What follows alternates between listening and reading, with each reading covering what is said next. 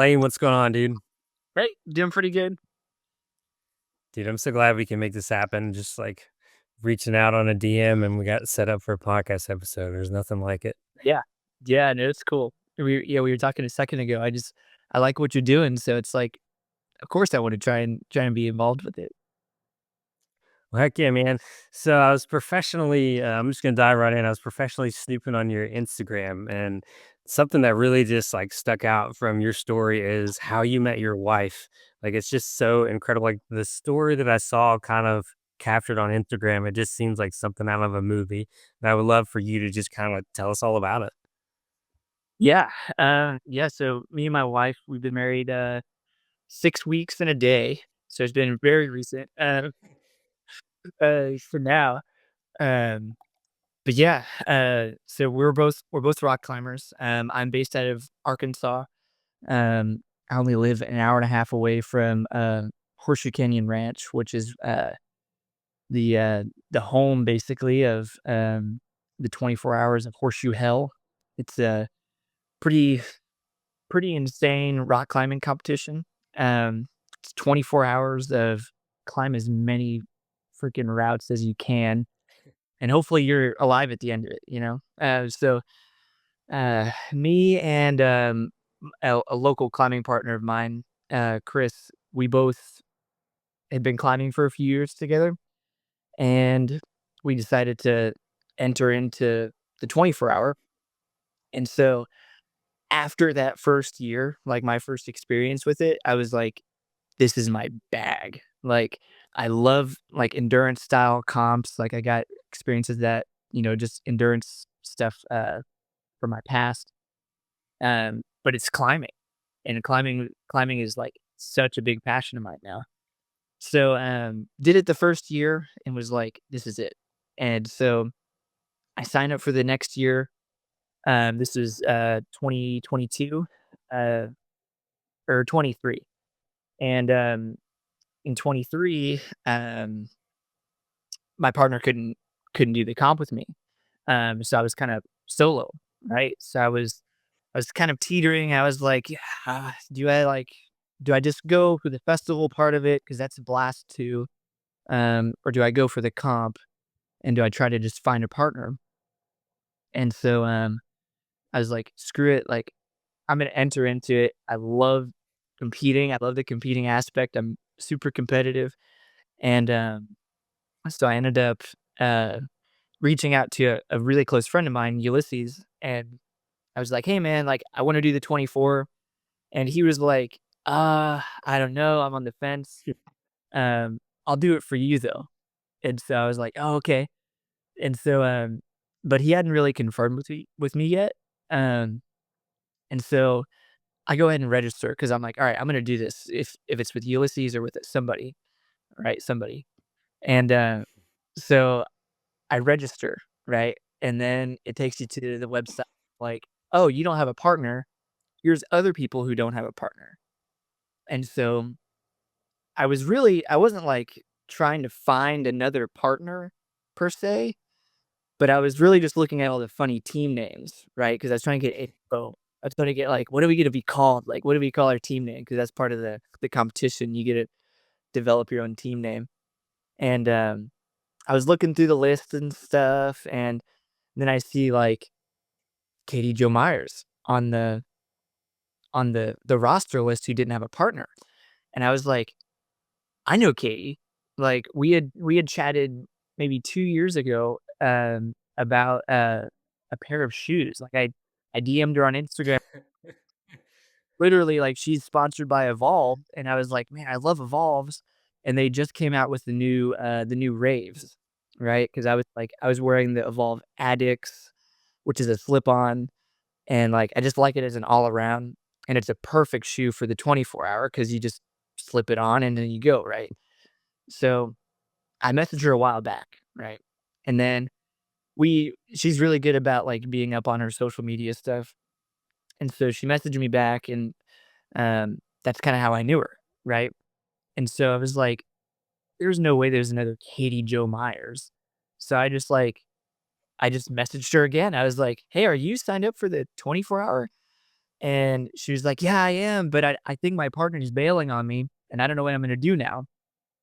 And so I was like, "Do you wanna partner with me?" Just like, "Hey, if I can get this, like, you know, 13 plus, 513 plus climber to climb with me, like, maybe we'll do really good, right?" And also she's gorgeous, so it was like, I got to shoot that shot, right? Win-win. Right? And so, that wasn't my initial intention, was like, "Oh, she's gorgeous." I had to shoot my shot. But, so yeah, I messaged her and she was like, "Yeah, let's have a phone call later and, like, see if we can plan some things out." And so, like, I planned my butt off for, like, the next week, and we had, like, a phone call, and it was really, really encouraging because it was like, "Alright, if we're gonna do this, 24-hour competition, and I've never met her in person, like, we've gotta be on the same page."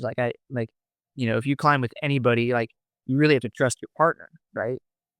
And especially if you're doing a 24-hour long event, you're not sleeping, right? You're just go, go, go. Um, so we had a really good conversation, we kinda, like, laid out some ground rules, like, if we do this thing, like, we're gonna be pushing each other, we're gonna be, like, encouraging one another, our communication's gotta be well, during the whole event. And, just super encouraging just to, like, hear her talk about climbing and, like, how passionate she is about it, right? So, after that phone call, I'm on my lunch break from work on this phone call, skipping back to work because 'cause I'm like, "Holy crap, like, I just talked to this great person, like, we're gonna crush the 24." And, I was, like, riding a cloud, right? So, that was probably a month out from the 24-hour, the comp. And so, I'm sweating bullets for that whole month, right? Because 'Cause I'm like, "I can't let this person down." Like, I've built up this whole thing that I'm a local and I know the ranch really well, and, I gotta do it. I gotta do a really good job. Um, so I'm nervous as hell, right? And, so we get there, and she actually arrived, like, a day before me with one of her friends, Chaz, who's he's a blind climber, um, or person who is blind climbing. But he's fantastic, right? And so we get there and they're doing like a commercial or a shoot for Senna, which is like Senna Bluetooth headsets, which is what they use um, for those athletes, the blind athletes. They use those headsets to communicate. Okay. The Blair calls to the climber. Okay, you have a hold 2 feet, 12 o'clock, right? That's how they communicate. And so, I get there, like, after them, and so I'm walking up to the crag, and, like, she's belaying Chaz, and, like, I'm sitting there just waiting patiently, like, and I'm like, "Hello?" So we, like, do the whole thing where we're meeting for the first time, and we're hugging, we're like, "Hey, it's so good to meet you, like, this is awesome, like, we're gonna crush this week," just kinda, like, pumping each other up. And then we climbed, like, 3 or 4 routes just to kinda, like, go over kind of our routine, kinda, like, talk game plan for the 24-hour in a couple of days. And then, yeah, it was like, we met, and it was like, "Wow, like, this person is awesome," right? But at this point, like, the first day I'm meeting her, it's kind of I got some conflicting emotions, right? I'm like, "Man, like, she is fantastic, like, just as a person." And then I'm also like, "The comp, like, we gotta focus on the comp." Uh, so we ended up, um we ended up hanging out, that night, all the Senate crew, one of our friends, Jeremy from Canada, who is, our support person, and we're all, like, meeting each other for the first time. So it's like it's really unique to just, like, you just and it happens all the time, but you just meet a random group of climbers and you're, like, in the fold, you just kinda start chatting about life and about different experiences and stuff. And, it starts getting late, so we're going to bed, and, like, everybody's hugging, like, "Hey, good night, we'll see you in the morning."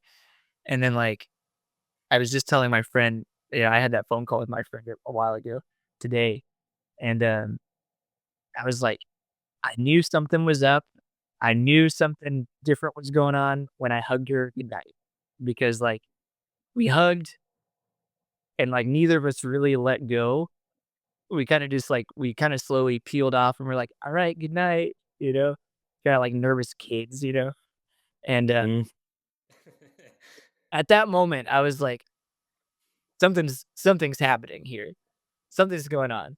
And, so the next day we, like, climb all day, kinda like we're really not climbing all day, we're, like, kind of exploring a route for the 24-hour, and, we end up we end up, um, yeah, like, almost walking the whole canyon, and, it's just me, Jeremy, and Katie, and, then we're getting down to the nitty-gritty, like, it's the night before the 24-hour starts, and it was funny because like, our initial game plan was, like, we're just gonna get the required routes for pre-registration for the next year, which is, like, 130 routes, no trad, Jesus. you just had to climb 130 routes in 24 hours, and you were in for the next year. That's kinda how like their system works for, like, people still continuing to be able to do the event every year, and so that was our original plan, but then the night before, we were like, "You know what? Like, we could do the golden horseshoe," which was, like, you have to climb 130 routes, just sport. You have to climb 60 routes trad, and you have to climb at, like, at least 1 route at every crag in the canyon, which was, like, 24 separate crags, which ended up being, like, an 8-mile hike, 7 or 8 miles, which is, like, a pretty big feat, and, Yeah. I think, like, long story short, we did it, but, there was only, like, us and maybe 1 other team that did it that year out of all of, like, the 600 climbers that were there. So, we basically ran from route to route over the entire canyon for 24 hours, and we'd only known each other for, like, 3 days. Oh, um, so we literally went through hell together the first like, the first time we met, you know?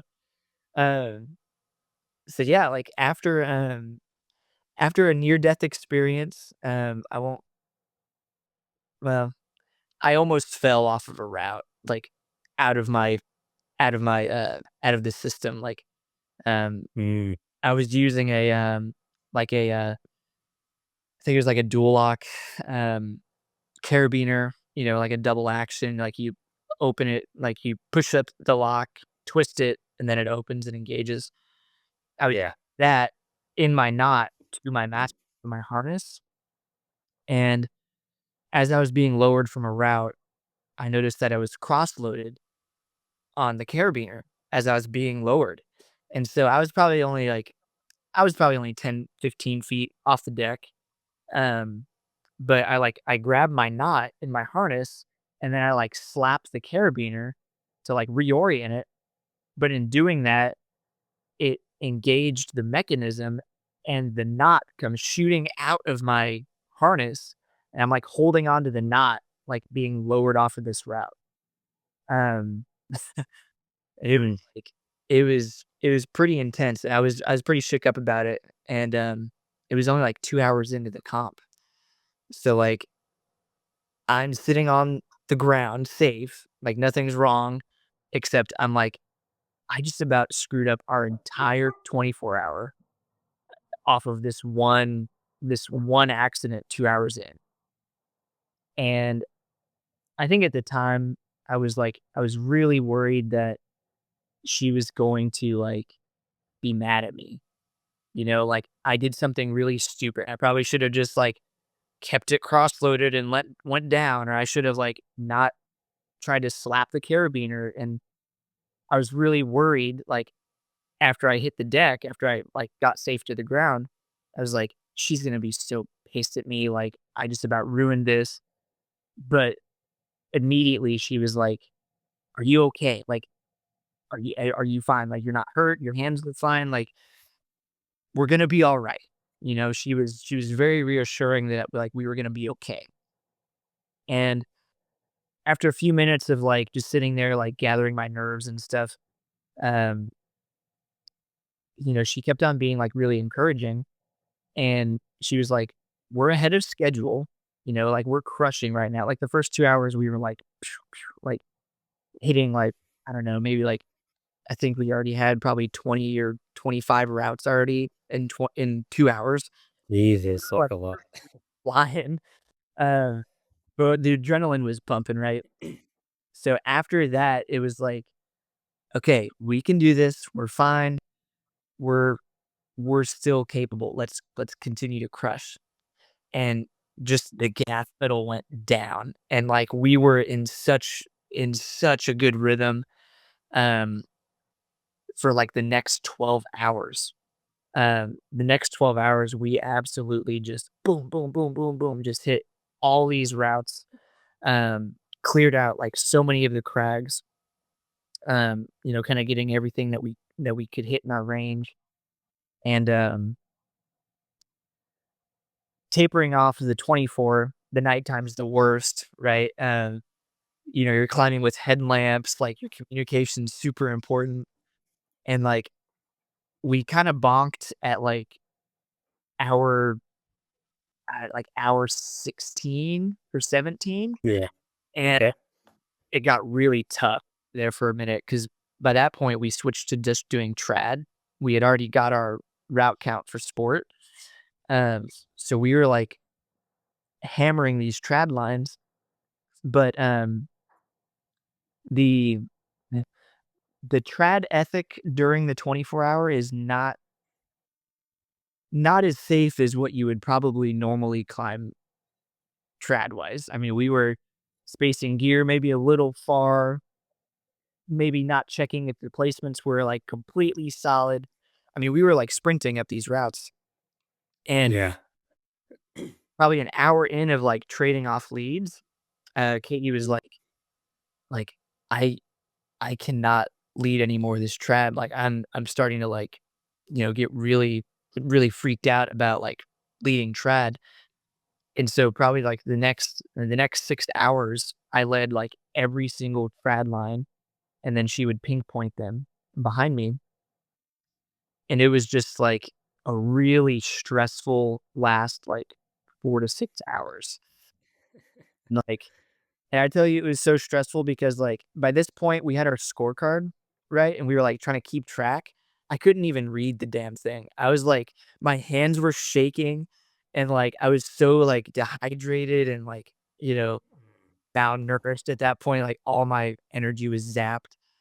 And we were like, we just have to go until the shotgun shoots and we have to return our scorecard. And we climbed our last route.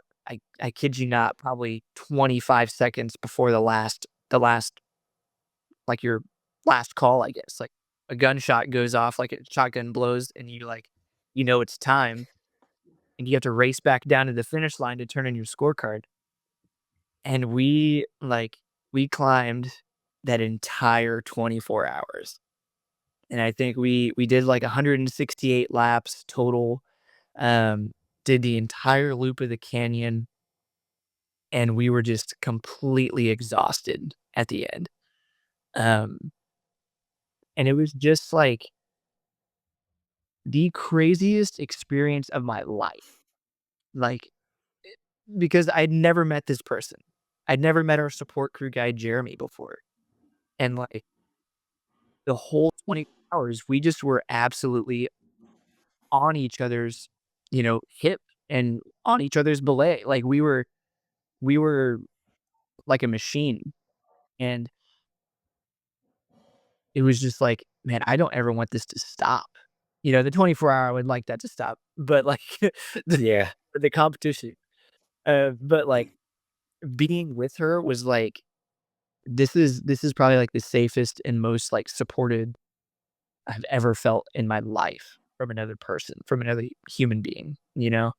And it was a trial through fire. We went through hell together and we came out on the other side, like, actually still enjoying one another's company. So it was like it was like, "This is peculiar," you know? I was like, "This is strange." And it ended up being, like, the start to something that was, led to where we are now. And, I credit it all to, like, like, just taking that chance, like, reaching out and, like, "Hey, like, this let's see if we can make, this project happen," you know? And, yeah, from then on, it's kind of taken stride to where we are now, a year, 6 weeks later, you know? So that's our hell story. It's your health. Oh, I love that. That's our health story. I like it. No, I think it's cool, and you can tell that, like, just through that story there, it was like the universe was really just conspiring to get you guys together, and it's like people do that cliche thing all the time, like, "Oh, if you know, you know." But I mean, like, Yeah. just I think the benefit to that is like, one, you said yes to an opportunity, which I think a lot of people don't. And you can see how it turned out by saying yes to an opportunity or taking a chance, right? And that we can speak for a lot of things for that. But like I said, when you look at your story again, it just seems like the universe was conspiring for all this to happen because you guys were in such a sync, you were in flow, you planned out this entire thing. You're both competitive, you both love climbing. So it's like, dude, it's meant to be. It's so awesome. Yeah. It's like yeah, I mean, sometimes, doors close and doors open, and that one was one that I just wasn't expecting, you know? I was expecting to, like, have a good time and, like, enjoy the festival and the competition, um, because I imagined it was gonna be good. I mean, she's a strong climber, she's got a laundry list of just, really, really tough sends. So I was like, "This is gonna be good no matter what happens," right? Like, my expectation was, "It's gonna be good," but then I didn't realize at all that it was gonna lead down to where we are, and, yeah, I can't be thankful enough because I mean, it's, even in, you know, after all the other stuff that we've done this year, with her traveling and with, um, me changing jobs, um, I mean, we've been through even more fire together, and, we're still feeling really, really good about, just doing it together, and that's the cool part of it. It's like, it wasn't just a comp, it's now changed into, like, or transitioned into, like, Lifelong. together. It's really been interesting. That's awesome, dude. I love that story so much. Thank you for sharing. Like, it's just bringing us into your life is incredible, and like being able to hear how you met your wife and stuff like that. And I love how you're like, it's our hell. That was good. Yeah. Um, I do want to kind of backtrack though. I love sharing that story, but I think something to really pull out of to really represent the climbing community, and it's something I've experienced too.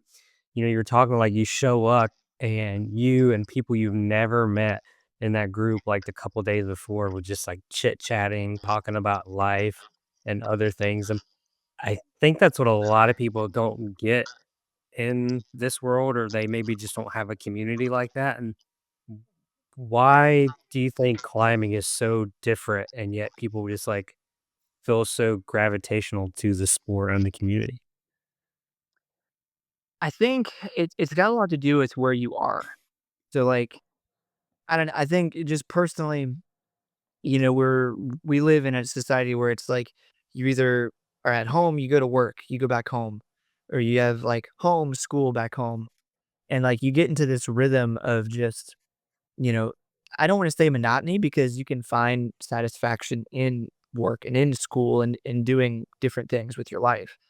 Um, but I think climbing's got a unique thing to it because especially when you look at outdoor climbing, you're you're going out somewhere where it's like there's a danger, right? Like you're gonna face something that's not your average everyday, run of the mill checklist. You're gonna, you have to look at the weather. You got to look at like who are you gonna go with, or where are you going to actually climb.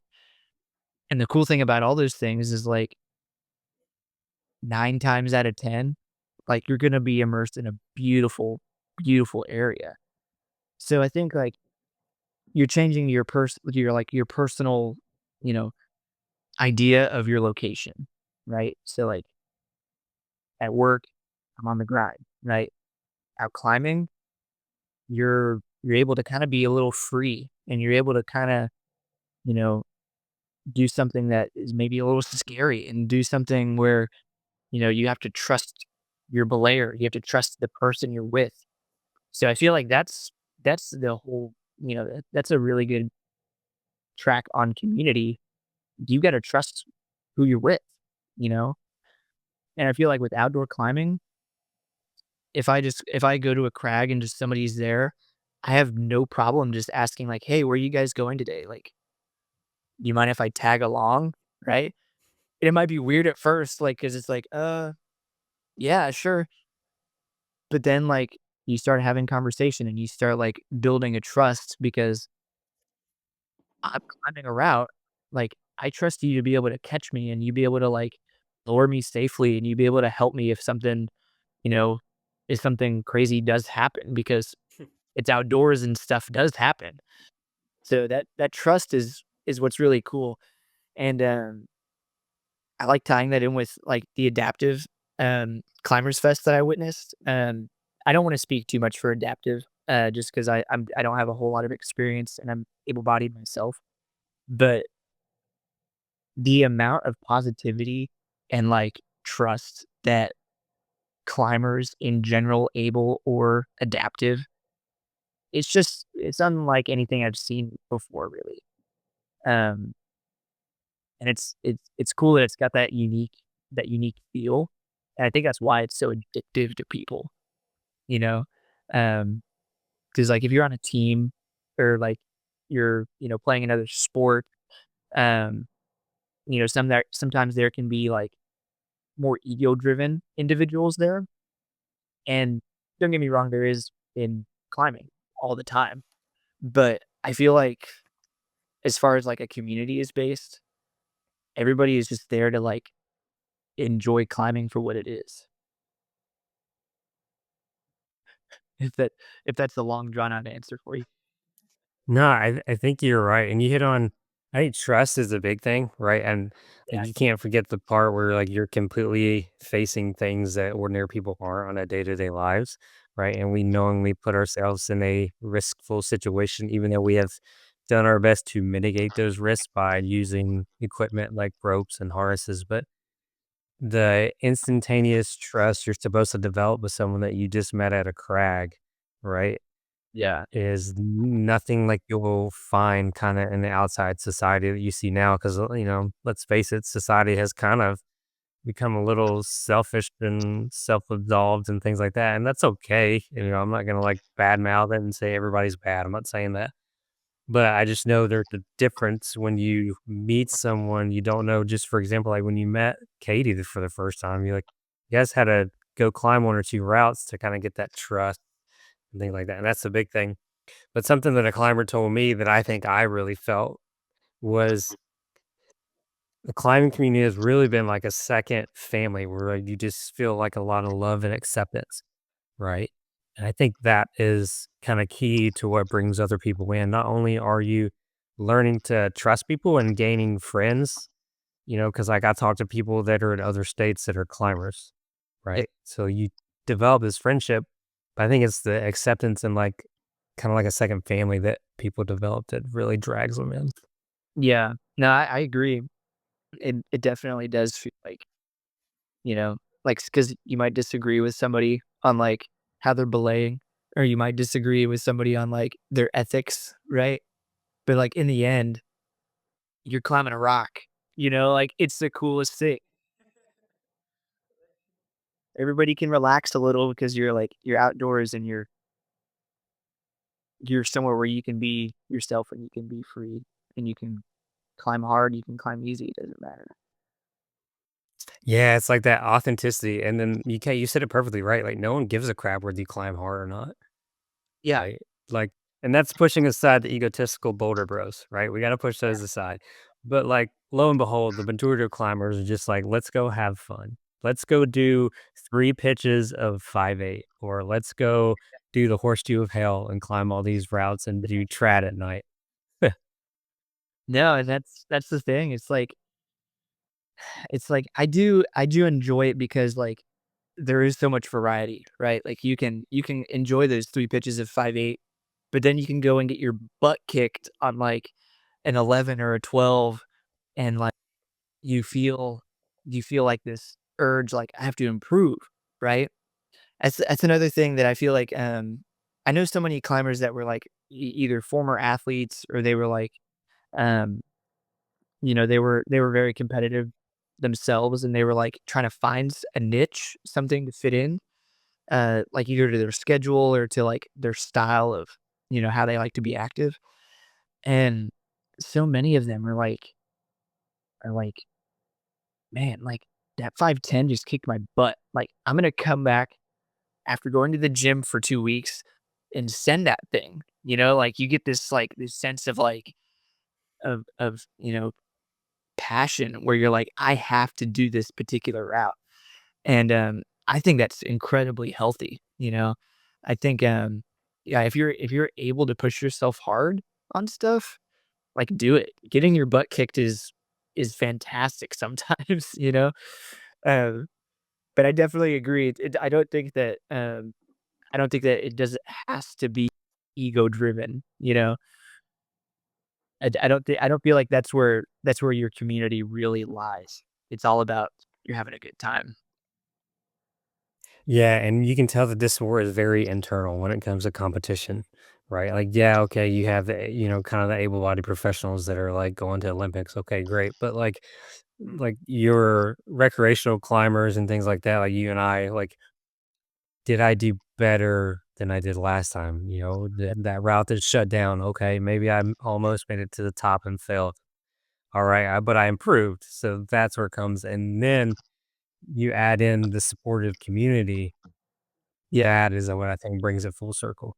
Oh, yeah, you get, like, an entire support system of, like, your desired climb, no matter what side of that spectrum you're on. I think that's a really good point. So I'm like really curious because we're both from like the Southeast. You're from Arkansas, I'm from North Carolina. And I just want to know what your experience or maybe your perception of like the Southeast and like kind of its understanding of climbing lifestyle and things like that. Um, I mean, I would say it's almost like anywhere else. Um, I mean, you've got, like, your old heads who are, like, "Oh, those hippies are out climbing," and, like, you kinda get a little grief on that side of things, like locals and stuff, but also, like, I don't feel like I don't feel like there's too many people I've encountered who aren't like, "Oh, you go climbing? Like, that's like, where?" They seem more, like, interested, and maybe it's just my circle of people that ask me that, but, I don't know, like, um I haven't had too much, like, problem with locals or, like, the area I feel like is really receptive to climbing. Especially where we're at. I mean, climbing right now in Arkansas is pretty minimalistic, I would say. Um, like I think compared to like other states where it's like more classic areas, your Yosemites or your like Joshua trees or like your um Leavenworths, like the red even. Like these areas are like this is a climbing mecca, right? Like there's so much to do. Everybody goes there. And in Arkansas, we're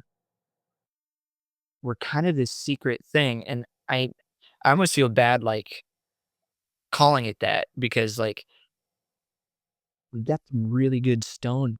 I mean, we've got some really quality stuff out here. Um, it's just under development, and it's like it's gonna take some time to kinda, um, you know, get further than just Horseshoe Canyon Ranch. I think whenever you think of Arkansas climbing, like, you just think of the ranch, but there's a lot more kind of, I would say, deep south bushwhacking ventures out here that you're not gonna get at other places, and I really like that for the time that Arkansas is at right now in its climbing, um, at least in its climbing community, 'cause, we've got some really high dollar developers. I mean, some real like, high class guys, I mean, um, and, it's cool to be able to, like, watch them and help them and see it kinda grow that way a little bit more organically, and, and to be a part of it too. I mean, like, shoot, like, we go out and um I was just talking to a friend of mine, like, we investigate Google Map hunches pretty regularly, and it's like we're we're we're putting boots on the ground in a way in Arkansas's climbing. So it's cool to be a part of, but I think, yeah, it's very young right now and very, um, I don't know, I'd say, like, underrated. I'd say it's really underrated in Arkansas. And I think that's just gonna, like, spread to other areas that are, like, geographically able to support outdoor climbing. Um, places like Texas, and I don't think there's a whole lot, much further south than that besi like, Mississippi's that doesn't really have a whole lot to it. Um, Not that I'm aware of anyways, but I'm also pretty, like, I'm not super well known, or well versed on all other southern climbing areas. But as far as Arkansas, I think we're growing and we're looking to expand, and, it's an exciting thing. I think the expansion is exciting, right? But then, like you said, like you and I talked earlier before we started, was just like mitigating that risk of the new climbers that are kind of coming in doing things they probably shouldn't. And then that comes back to us that have already been doing it to facilitate some type of transition. And then not only us, but I think it falls to the gyms that start to pop up too. Like that should probably be something on their radar. It's like maybe some there's a guy local that does it. It's like dim to crag classes. I'm like, that's probably could be a standard. But it's kinda hard to sometimes. Yeah, and yeah, as we were talking about that before we started, yeah, I know it's like the old school ethics are like, just get out and do it, like, go, Yeah. go see it, like, go do it, and it's like, yeah, like, I really appreciate that method because that's kinda how I was introduced to it, like, we were just a couple of, bunch of dumb kids whenever I was in high school, and, like, we went out and did some really easy routes all over the ranch, but we didn't really have a mentor, right? We had one guy that had been doing it for a little while and had been mentored some, and then he was showing us. Like, it wasn't like it wasn't like this whole big, like, "Oh, do you have your, single pitch instructor certification? Because if you don't, then Right. wasn't like that, right? But I think the growth and, like, how fast it's growing, it's like, man, I've been to some, like, at, like, Red Rock, Canyon in Vegas, and, like, I've seen some people who probably do not need to be out of the gym trying, like, this sketchy, like, really slopey, like, kind of, like, crumbly 5'10", and they're, like, bolt to bolting it, and it's like, it's scary, Like, I feel like almost partially responsible because it's like, I'm here at the crag too, and if they get hurt, I'm gonna go over there and help, But, like, maybe it does just take, getting your getting your teeth cut on some sketchy stuff, I don't know. But it's hard to juggle that ethic, It's like we make so many rules or, like, we just let them do it and let them figure it out, and it's like, I don't know Yeah. when to really support that much. Yeah, I think it's all in just like I think it's a big thing in approach and like how you approach another climber because some people, depending on their personality, might have an ego. Feel like their ego is being checked when you're just like really trying to be helpful so they don't get hurt. Like prime example was I was there was climbing a local route here, trad. It was a multi pitch. We went up, we were rappelling down, and people were coming up, and I just hear this one dude, "Hey, don't fall. I'm your master point right now." And I'm like, "What?" And we got down. It took them forever to get it from the ground to like this ledge and then get to the route.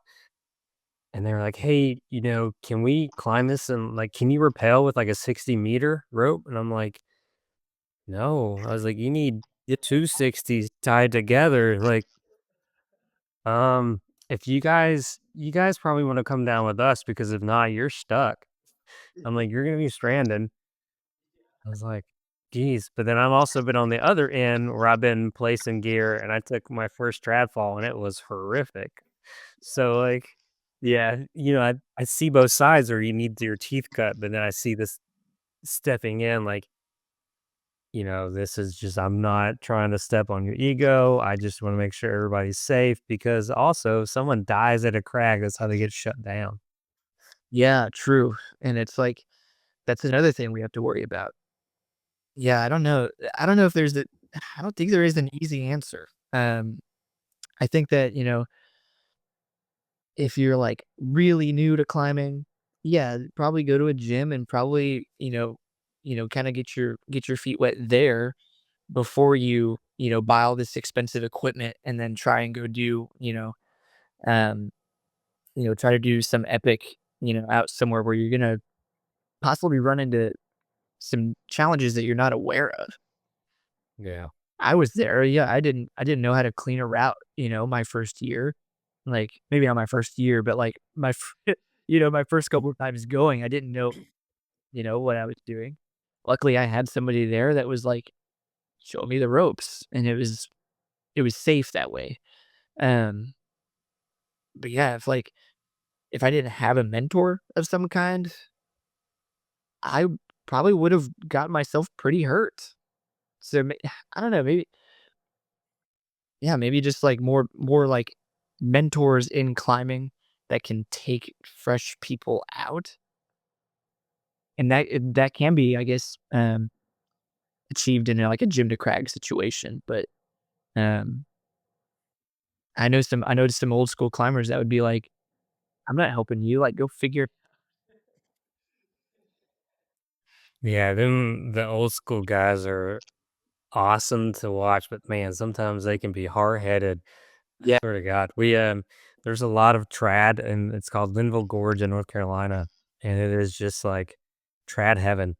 And somebody put some rappel rings on the back of like a scramble down, and the guy who kind of like established that area was like really pissed and almost chopped them off and things like that. And I'm like, yeah, you were just trying to make it a little bit safer. Like if you don't know how to climb trad, you can't climb out there. And the only thing you'd be able to do is rappel if you know how to do that. So like it's not like you're putting bolts on it. It's still trad. yeah, How it goes. yeah, I know, and it's a really tough line. It's a tough line to walk of, keeping, like, older school ethics or, changing with the times, and I think, yeah, I think it's a that's an answer that I don't have, and I don't really wanna Either. I don't even know if I really want to, like, take a stance on it either, because like, I feel pull from both ways, and it's like, I don't wanna rob somebody the joy of, like, epicking and, like, getting in a tough situation, because those are how you learn, really, like, that's how you learn really well, is, like, apply a skill. But, yeah, like, maybe, like, go through those skills on the ground first, like, here's a list of 5 possibilities and, like, have somebody, like, walk you through them maybe, but I don't know. Yeah, well, I mean, that's like cleaning. Like, yeah, do the cleaning kind of stuff on the ground. But if you really want to get into like a scenario where you're pushing it, be tied in and be, 10, 15 feet off the ground and like two bolts left. That way, when you fall, you have a big fall, you can scream a little, and then you're like, all right, I know my climbing abilities now. Yeah. Man, now that's what was your first, like, big fall like? I would say, I mean, so my first time climbing, my friends took me out to multi pitch. We did like three people. I was in the middle, and like it was a 400-foot climb. It was like a 5'8", 5'9", kind of a mini roof 5'10" out, and like, I mean, I was on top rope and like a leaf rope, so I was fine.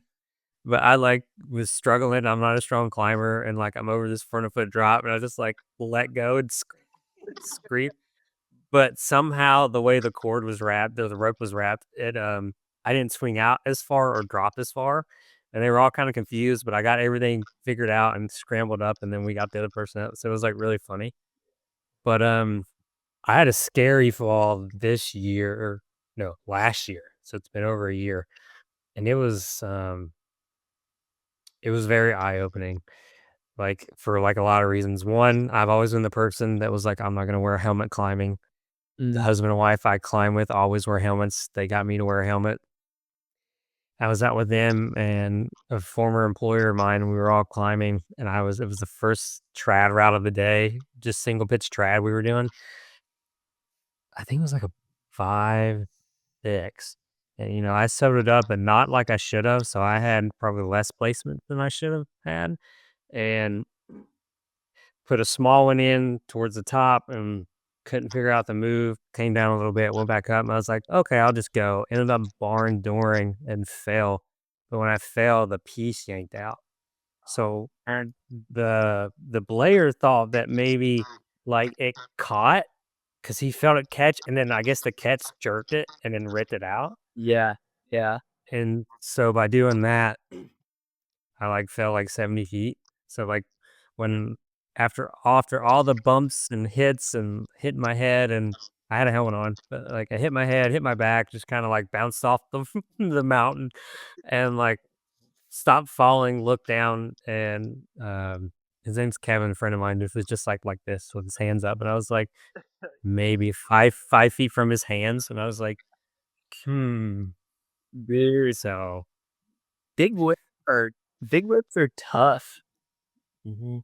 Yeah, like, I have never had, like, a really bad trad lead, like, fall, um, but, man, I've had a couple of pretty good, like, just sport lead falls where, like, um, man, just, like, pulling at a bunch of slack, the bolts are, like, a little far spaced, more than, like, what you like for comfort maybe, and, uh and I'm fiddling with the the chain with, like, a Hate that. rod route, and, like, the draw was, like, faced the wrong way, but I didn't see that until I pulled all my slack out, and, like, my left hand is, like, kinda slipping, and I'm just like I look down real quick because like, I'm not gonna let go of the rope as I'm falling. I, like, looked down and I was like, "I'm gonna take a big one," and just, like, prepped my catch and, like, just let it go,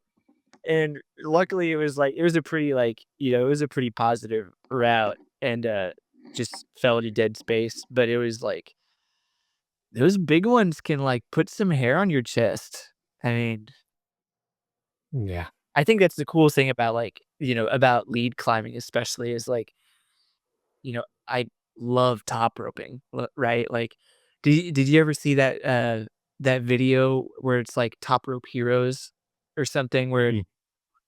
it's like it's this spoof film where they're like, "Yeah, like, we're sport top ropers," and, like, you gotta look it up. Like, it'll change your life. Alright. It's hilarious. But these dudes are, like, belaying out of, like a convertible, like, a dude sitting in his car at the base of the route, and he's, like, belaying sitting down in this convertible, and then they do, like, an assisted dyno where they're on a top rope and, like, 3 guys pull on the you know, guys like, "Oh," and it's so funny. but I love top roping, and it's just like you you enjoy it, but there's nothing like that headspace game of of leading a route, right? Like you're like, I'm above my last piece of pro. Like if I fall right now, it's gonna be a doozy, like Mhm. that kind of like psychological factor to climbing is another big thing for me. Um, like pushing grade a little bit and like trying something you're uncomfortable with and like having to like go through a process in your mind where you're okay, I'm going to be comfortable because I'm confident in what I can do, but also you like, you play your cards right to where you're not like doing something too dangerous, but you're you're kind of riding that line of like, all right, this is scary, but I'm going to try and overcome and do it anyways. That's like I think that's what really gets me with climbing is like leading something that's a little bit scary, a little bit hard, a little sketchy, and you kinda like you have to get your mind right. Yeah, it's like you're purposely facing fear, right? And Yeah. learning to control that fear in your physiological responses, which when you control it on the mountain like that and you fall, okay, I mean, you rope catches you, but now you face it. So then other things in life don't seem as stressful. Alex Honnold was talking about it on a recent podcast, and I was like, he's not wrong. Yeah. Yeah, I know, and yeah, I think it can be applied to life, if you want it to, right? Um, Yeah. if you kinda can make those connections, I think it can be.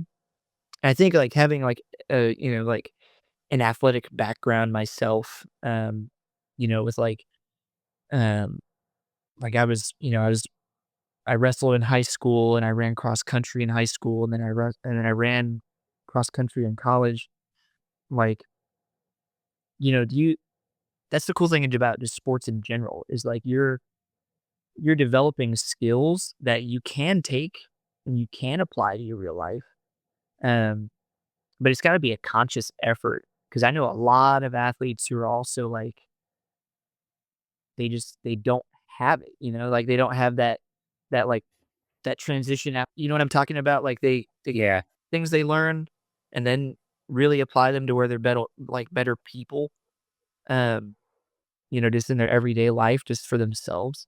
Um, I think it's a big miss a lot of times for those kinds of people. Like you're missing out on bettering yourself more than just like, oh, I'm really good at X sport or I'm really good at X activity. Like, yeah, it's a big miss if you let it.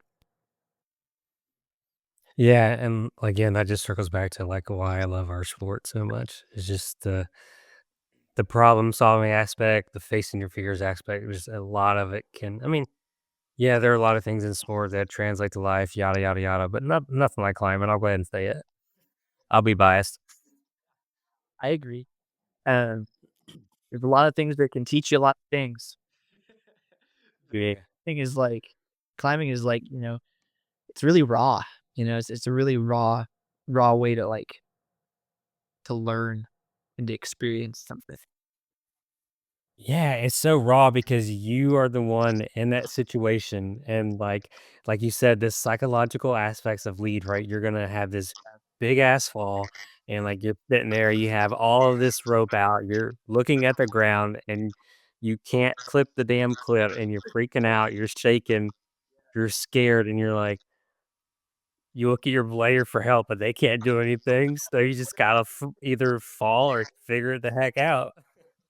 Yeah. Yeah, it's a pass fail. And I mean, and yeah, that's another like trickle back to like that's why it's addictive. That's why it's addictive to people. If you've got any ounce of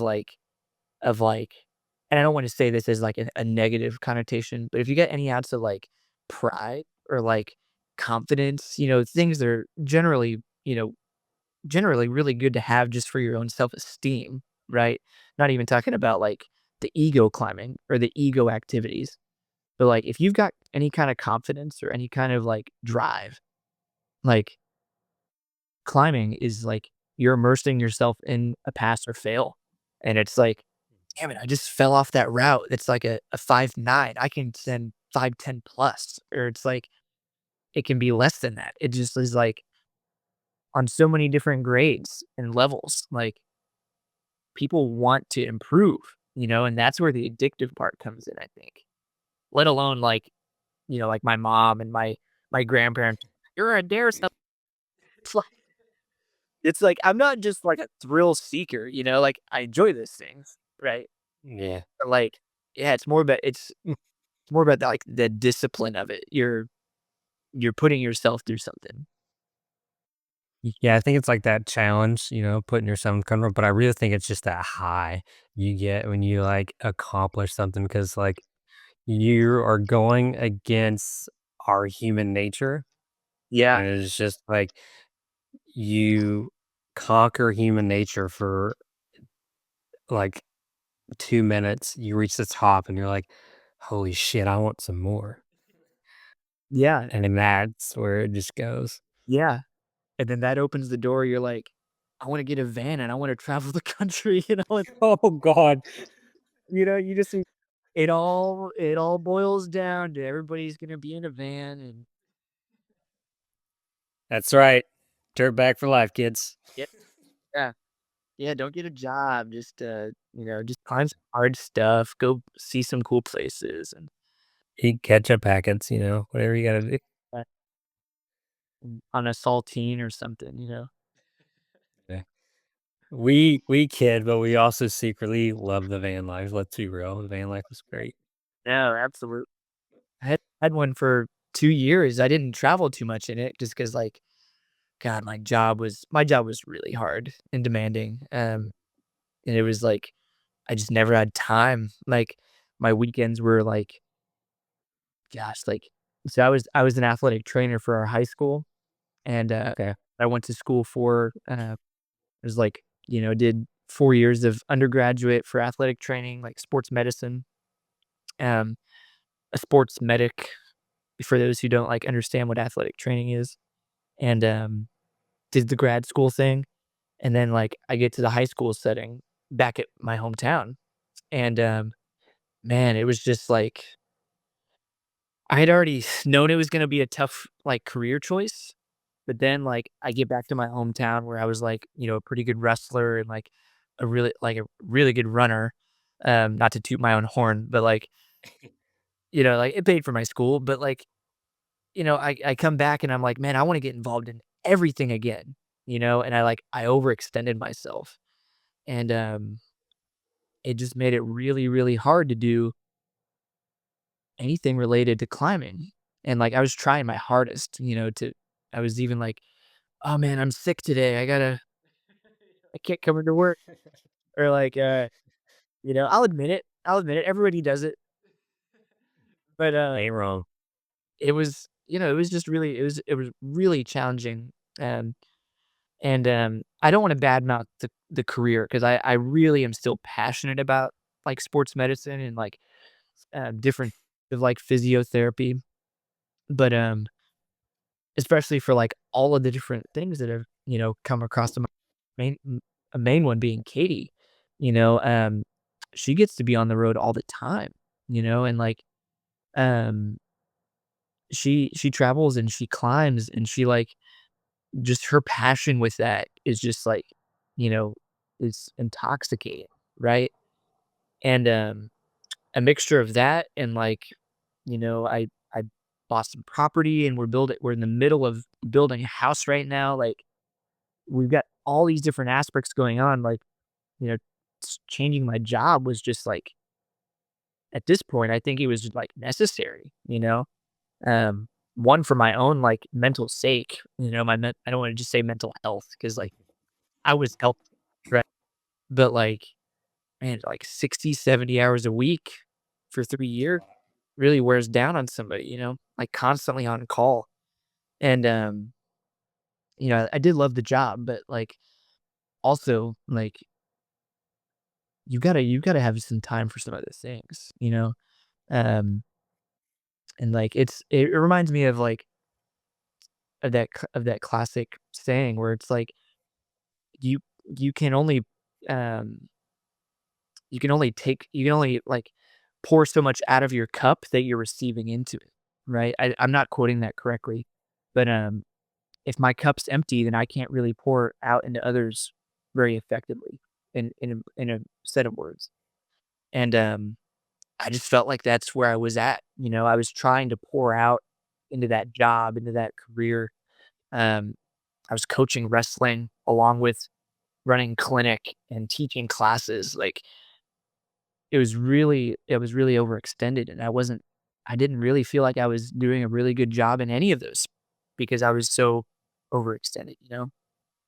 Um, but the switch to like, you know, now we have like a fully functioning painting, like house painting business, and like we're able to travel and we're able to build our house that we're, you know, looking to move into in the spring. Like we're able to do all these things now where before I was so overextended, so, you know, stressed out all the time and, you know, didn't have any time to do what, you know, I felt was important.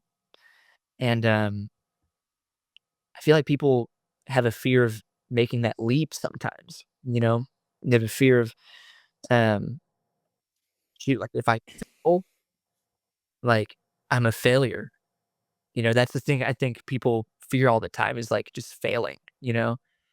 But like another thing that Katie was uh, really encouraging about is like, yeah, what if you fail? But what if you don't, you know? And that was like a light bulb switch, you know? Like, yeah, what if I fail? But also like, what if I don't? What if I don't fail? Right? What if you redirect and make yourself, you know, do something that's hard and you succeed, you know? Like, is that not worth the risk? I think that's I think that's really what it boiled down to for me. So did you go from athletic training and you said now you own a painting business? Yeah, yeah, a lot of plot twists in my life right now. Let's do it. I love it. That's so cool. Just because I understand where you're coming from. Like I'm in physical therapy school, so like I get the burnout and like we're getting classes on it, and I totally understand it. And I had 4 years as a PT tech, so I can the med life, athletic training life, all that kind of stuff is can wear you down if you don't do it right. So you're not wrong. So I completely understand the transition. Yeah, it's tough. It's tough when you're, you know, you're helping somebody, you know, especially at their point in life.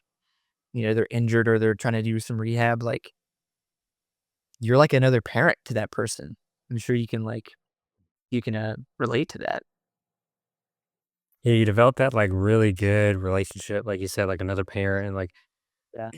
yeah, there's nothing like helping people. You have that purpose, but then it's hard because you also have one lap around the sun. So like Yeah. you've got to do what you want to do too, Yeah. and that's where you're at now. Yeah. I totally think it's, um I mean, I don't think I wouldn't mind getting back into the profession, you know, like, it's definitely not off of my radar. But yeah, like, I think about, like, you know, yeah, we only have a certain amount of time, you know, and I think, I think for, like at the time of all these changes happening in my life, you know, resigning from that important role as athletic trainer at the school, and then taking over a painting business, you know, um, I feel like that I was just being pushed that way, you know, and maybe it was meeting Katie, and or maybe it was like the level of burnout that I was experiencing on my own. You know, it definitely crossed my mind to resign before I met Katie. But yeah, just you know, sometimes things just happen and you know, it ends up being for a much better reason than what you could have ever imagined. And I feel like that's where I'm at really right now. Is like, man, I'm so thankful of like all the problems that I have. And that may sound weird, but like I like to say it like that. Like I'm really thankful for the problems I do have because I do know that I'm like privileged and I'm able to do things that other people aren't.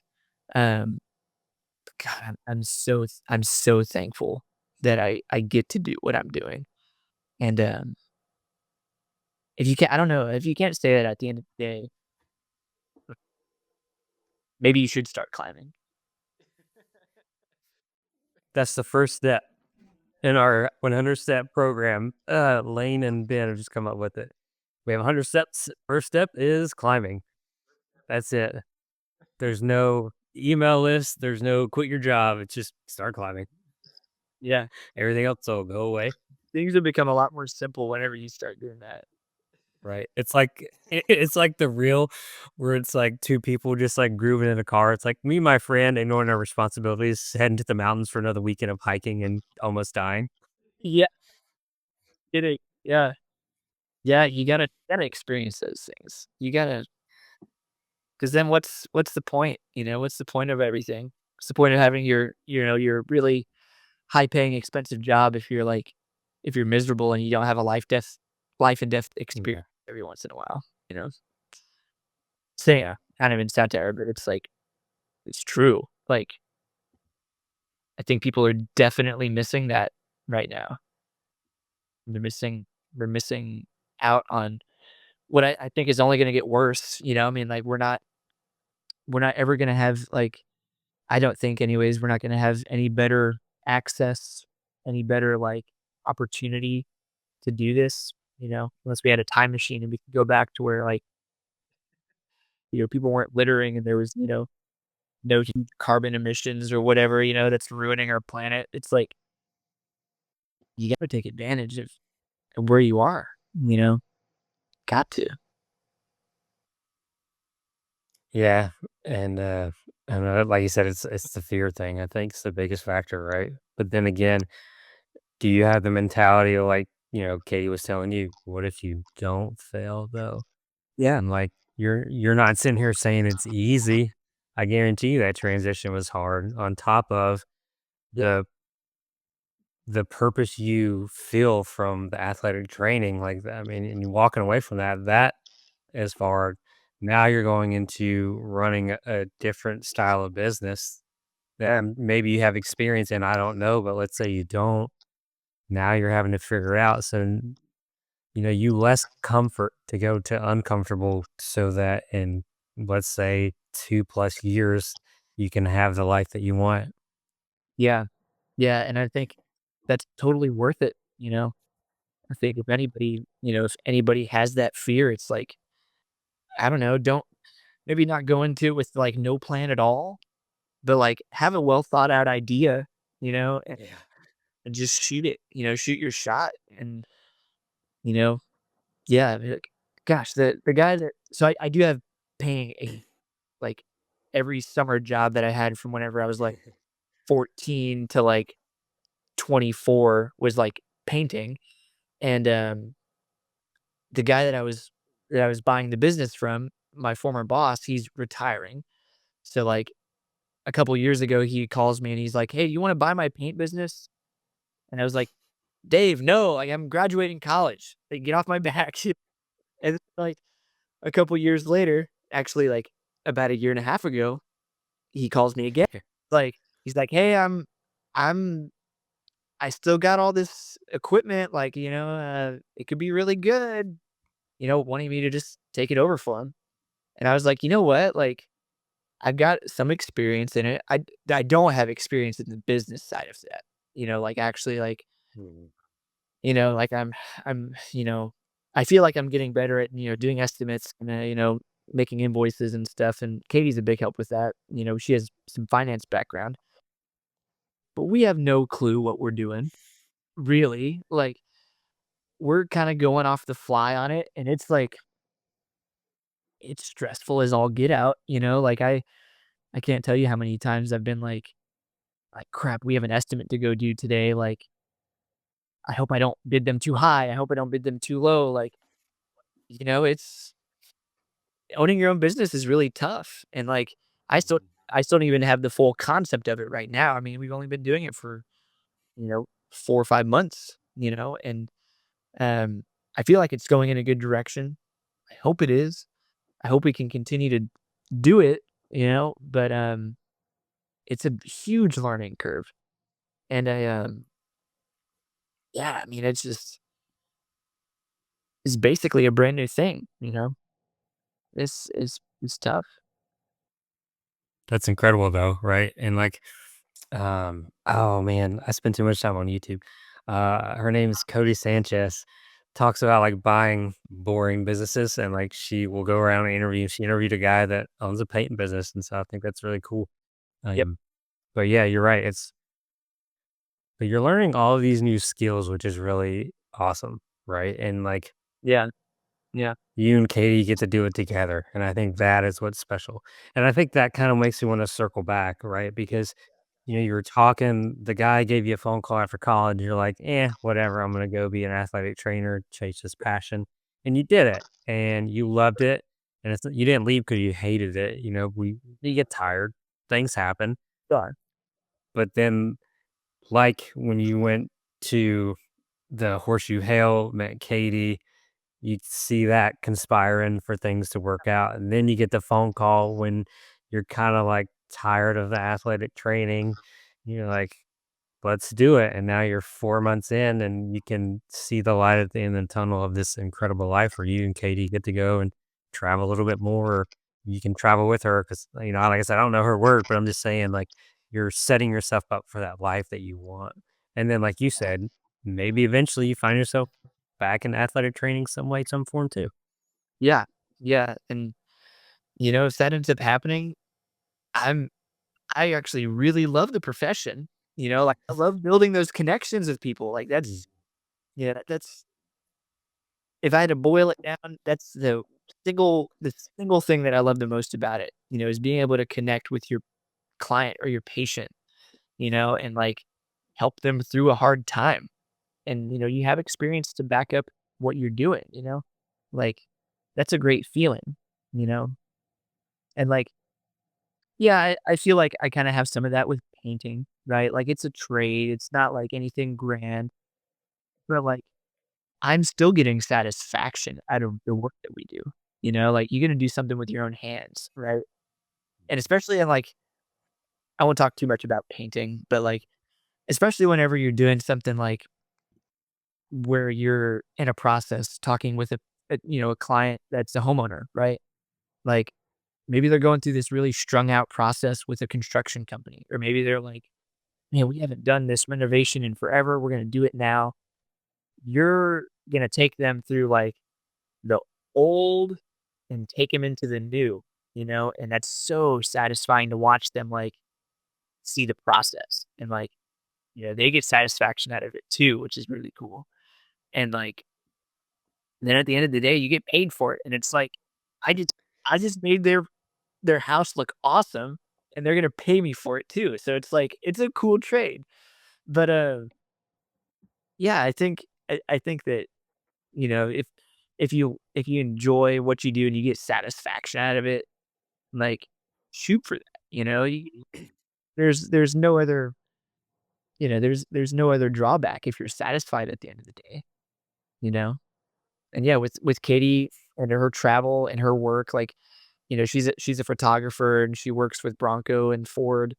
So we get to travel all the time, shoot really cool content and like get to be on that side of the lens of these other these other companies and networking with them.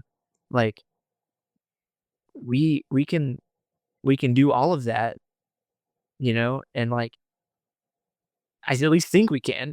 We can try and find balance there. Like that's my hope. That's my hope at the moment. Maybe I'll update you in like a couple of months and like I'm dirt poor and I burnt the house down. But I don't know. But that's where we are at the moment. Nah, man, I don't think it'll happen. I think what's really cool is like coming from athletic training and the communication skills and just like the human connections and interactions you're able to that skill set you're going to bring into doing that with the clients that you talk to about like, doing jobs and things like that. And you're already, I mean, 4 or 5 months in, you're getting a better process for pricing a project, which I think is cool. Yeah. But yeah, dude, I'm so excited to like watch this unfold and watch your journey and see more of you guys climbing Horseshoe Hill and see how that goes. Yeah. Yeah, no, me too. We're kind of in like a weird lull with climbing right now. The weather's been kind of crap the past week or so, and, the projects have just been like I've had to tell a couple of people, like, "I'm sorry, like, we just don't have it in the schedule to come do your project or your, like, paint for you." And it's like, we have work than we almost know what to do with. Um, but I guess that's a good problem, but, um, yeah, we'll be, like, fine tuning our balance so we can and climb a little bit more frequent. Um, but yeah, I'm excited for figuring it out, you know? Heck yeah. Just like seasons. I mean, I'm with you. I'm with you guys. I'm in a season of not a lot of climbing. Yeah, So, yeah, but we'll get there.